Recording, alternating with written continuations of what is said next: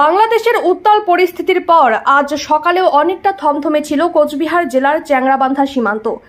এদিন সকালে এপারে পণ্য খালি করার পর দুটি ট্রাক বাংলাদেশে ফেরত পাঠানো হয়েছে, কিন্তু বাংলাদেশের বুড়িমারি ইমিগ্রেশন চেকপোস্ট এখনো পর্যন্ত না খোলায় দেশে ফিরে যেতে পারছেন না যাত্রীরা। এপারের চ্যাংরাবান্ধা ইমিগ্রেশন চেকপোস্টে আটকে রয়েছেন দুজন বাংলাদেশি নাগরিক। এলাকায় এসেছেন মেখলিগঞ্জ পুলিশের সিআই অভিজিৎ সরকার, ওসি মণিভূষণ সরকার। জানা গিয়েছে, পণ্য নিয়ে গিয়ে বাংলাদেশের বুড়িমারি স্থল বন্দরে আটকে রয়েছে 207টি ভারতীয় ট্রাক। এ নিয়ে কি জানাচ্ছেন এপারে আটকে থাকা বাংলাদেশের দুই নাগরিক এবং চ্যাংরাবান্ধা এক্সপোর্টার্স অ্যাসোসিয়েশনের সভাপতি মনোজ কানু, শুনুন।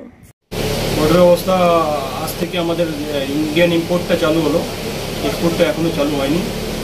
যেহেতু 207খানা গাড়ি আমাদের বাংলাদেশ পার্টে এখনও দাঁড়িয়ে আছে, লোডেড ট্রাক। ওই ট্রাকগুলো ফিরে আসলে আশা করি পরিস্থিতি, যদি বাংলাদেশ সাইড দিয়ে তো বলেছে আমাদেরকে ট্রাকগুলো দেওয়ার জন্য, ওই ট্রাকগুলো চলে আসার পরেই হয়তো আমরা বসে একটা সিদ্ধান্ত নিয়ে পরবর্তী এক্সপোর্ট চালু হবে। তাকে ইম্পোর্ট চালু হয়ে গেছে আপনাদের? ইম্পোর্ট চালু হয়ে গেছে, এক্সপোর্ট এখনো চালু হয়নি। এই যে বাংলাদেশে যে সরকার মানে শেখ হাসিনা ইস্তিফা দিয়ে চলে গেল, এখন আপনাদের ব্যবসায় কি হবে পরিস্থিতি? এই বিষয়ে এখনই কিছু বলতে পারবো না। তা এখন বড় অবস্থা কেমন আছে? বর্ডার অবস্থা কিছুটা স্বাভাবিক অবস্থা হয়তো ফিরে আসবে মনে হচ্ছে। বাংলাদেশ কাস্টমসের প্রতিনিধিরা এসেছিলেন, ওনার সাথে কথা বলে যা মনে হলো, হয়তো আজকে না হলেও কালকে থেকে স্বাভাবিক অবস্থায় হয়তো ফিরে আসবে। নিরাপত্তা কেমন আছে সীমান্তে? নিরাপত্তা আমাদের ইন্ডিয়ান সাইডে কোনো সমস্যা নেই, বাংলাদেশের ব্যাপারটা নিয়ে এখন কিছু বলা যাচ্ছে। আপনার নাম দিয়েছেন? আমি ব্যবসায়িক কাজে, তার পাশাপাশি একটু চিকিৎসার জন্য শিলিগুড়িতে গেছিলাম ডাক্তার দেখার জন্য। কবে ভারতীয় আসছিলেন? আমি গত বৃহস্পতিবার আসছি। তা যাইতে পারতেছেন না কেন বাংলাদেশে? এখন বাংলাদেশে চাইতে পারতেছি না বলতে, গতকালকে তো আপনারা ভালো করে জানেন, সবাই শুধু বাংলাদেশ ইন্ডিয়া নয় সারা পৃথিবী জানে কিছু কারণে যাওয়া হচ্ছে না। হঠাৎ করেই আমাদের দেশের যিনি প্রধানমন্ত্রী ছিল উনি তো চলে গেছে দেশের থেকে, হ্যাঁ, সেটা ভালো করেই সবাই জানে। নতুন করে দেশ স্বাধীন হয়েছে। এখন সমস্যা হচ্ছে যে যেহেতু উনি চলে গেছে, আগে তো বিভিন্ন ক্ষোভ মানুষের থাকেই, এই জন্য বিভিন্নভাবে এটি আমাদের ইমিগ্রেশন বন্ধ হয়ে গেছে বাংলাদেশের নাকি, এটা আমরা শুনছি। এখন আমি এসে চ্যাংরাবান্ধায় আসছি চলে বাইরে হওয়ার জন্য, পরিবারের সাথে দেখা করার জন্য। দেখতেছি যে ইমিগ্রেশন বন্ধ। এটা আসলে আমাদের দায়িত্ব তো না, এটা তো হচ্ছে আপনাদের দায়িত্ব, আপনারা বলবেন, এই কমিশন প্রশাসনের দায়িত্ব। যদি এর মধ্যে ইমিগ্রেশন খোলার কথা, বাংলাদেশের কথা বলছি, ইনশাল্লাহ হয়ে যাবে, এখন নাকি কিছু করে আমাদের খুলবে। তো এই যে বাংলাদেশ সরকার পরিবর্তন হলো, শেখ হাসিনা পদত্যাগ করে প্রধানমন্ত্রী বাংলাদেশের, এখন দেশের অবস্থা কি হবে? এখন দেশের অবস্থা কি হবে সেটা ভালো করেই যারা আমাদের দেশের বুদ্ধিজীবী, যারা রাজনীতিবিদ, তারাই ভালো করে জানে। জনগণের পক্ষ বিপক্ষ, জনগণ তো চাইনি বিধায় সেখানে চলে গেছে। তা এখন দেশের অবস্থা কি আছে?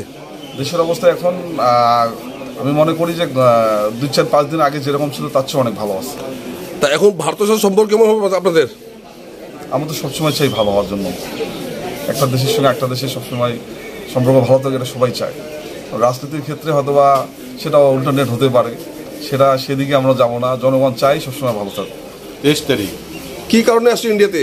আসি মূলত ব্যবসায়িক একটা কারণ ছিল।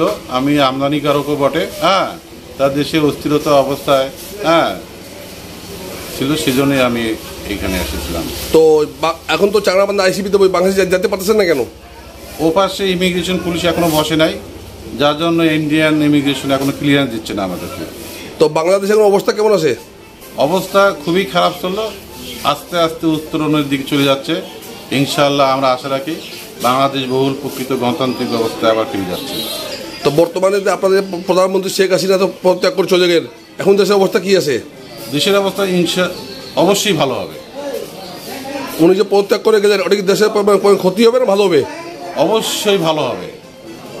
সে স্বৈরতান্ত্রিক শাসন ব্যবস্থা কায়েম করেছিল, বহুদলীয় গণতান্ত্রিক ব্যবস্থার বিলোপ গঠন করে এককভাবে নির্বাচন করে দেশের 90% জন মানুষের আশা আকাঙ্ক্ষা চিন্তাকে সে ধূলিসাৎ করেছে।